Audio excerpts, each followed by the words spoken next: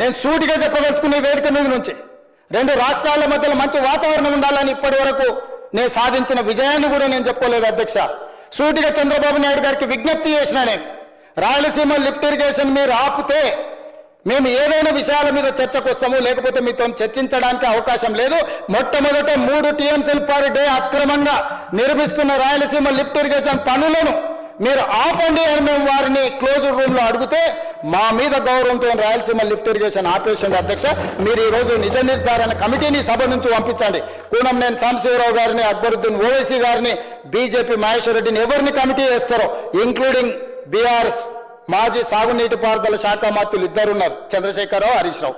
వాళ్ళిద్దరు నాయకత్వాన్ని ఎవరినో ఒకరిని పెట్టి రాయలసీమ లిఫ్ట్ ఇరిగేషన్ పనులు ఆగినాయా లేదా, ఉత్తమ్ కుమార్ రెడ్డి గారు మంత్రి అయిన తర్వాత కాంగ్రెస్ అధికారంలోకి వచ్చిన తర్వాత ఆగిన వాళ్ళ నిజ నిర్ధారణ కమిటీ పంపించండి అధ్యక్ష.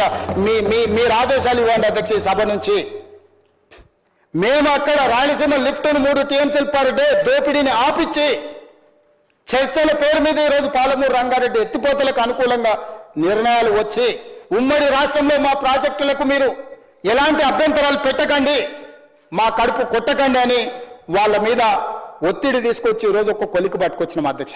ఒకవేళ మీరు పాలమూరు రంగారెడ్డి ఎత్తిపోతలు శ్రీశైలంలో కట్టేది కొత్త ప్రాజెక్ట్ అని అభ్యంతరం పెడితే మేము తక్షణమే పాత ప్రాజెక్ట్ అయిన జూరాల నుంచి పర్ డే 2 TMCలకు 70 TMCలు జూరాల నుంచి వచ్చిన ఎంబడే పట్టుకొని జూరాల నుంచి చక్కగా పాలమూరు రంగారెడ్డి నల్గొండకు తరలిస్తాము. అప్పుడు ఎవరంటే వస్తారో చూస్తామని ఆంధ్రప్రదేశ్కు చెప్పిన చరిత్ర, నిటారుగా నిలబడి వాళ్ళకి చెప్పిన చరిత్ర మాది అధ్యక్ష. ఆయన నాయకత్వంలో పనిచేసిన నేను ఆ నాయకత్వాన్ని కాదు, ఆ పార్టీనే కాదని వదులుకొని తెలంగాణ ప్రజల కోసం కాంగ్రెస్ పార్టీలో చేరి తెలంగాణ ప్రజల్ని మెప్పించి ఒప్పించి తెలంగాణ రాష్ట్రానికి ముఖ్యమంత్రి అయిన నేను తెలంగాణ 4 కోట్ల ప్రజలకు ద్రోహం చేస్తున్నా అధ్యక్ష.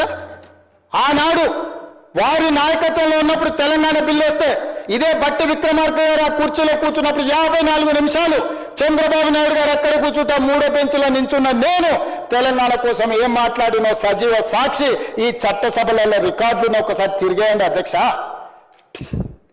మొట్టమొదట నాకు తెలంగాణ నా ప్రాంతం, నా ప్రాంతం తర్వాత పార్టీ, పార్టీ తర్వాత నాయకుడు. నా ప్రాంతం కోసం నేను ఎదిగిన పార్టీని ఏ నాయకత్వం కింద పనిచేసినా వదులుకొని ఈరోజు తెలంగాణలో మళ్ళీ కింది నుంచి ఇక్కడికి వచ్చిన అధ్యక్ష. ఎవరైనా అన్నం తినేవాడు, ఎవరైనా తెలంగాణ చీము రక్తం ఉన్నవాడు తెలంగాణ ప్రజలకు ద్రోహం చేసి ఈ ప్రాంత తాగునీరుని సాగునీరుని ఆంధ్రాకు తాకట్టు పెడతాడా అధ్యక్ష? నాలాకటి వాడు పెడతాడా అధ్యక్ష? 20 ఏళ్ళ నుంచి మీరు అందరూ నన్ను చూస్తున్నారు, మీరైతే 30 ఏళ్ళ నుంచి చూసిండ్రు.